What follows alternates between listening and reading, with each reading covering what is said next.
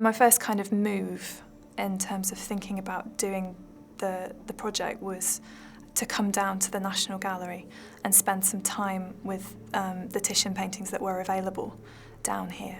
And that involved a couple of hours one afternoon sitting in front of the Death of Actaeon where it's hung in the gallery.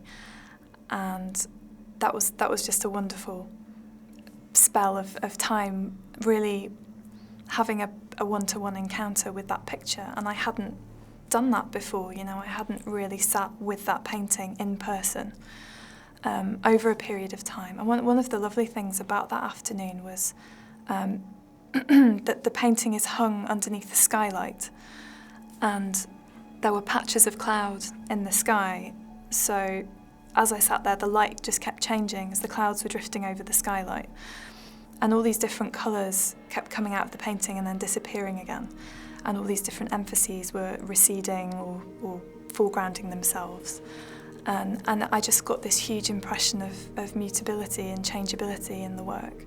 And I really wanted my poem to have a sense of being in flux as well. And what I hoped that would create would be a feeling of a poem that does have a formal identity and that is thinking about its shape and then thinking about having structure. But at the same time, it's changing. It's in the process of perhaps changing into or from something else. And I hope that that would reflect a little bit of the kind of that beautiful fixity and fluidity that you get together in Titian's painting.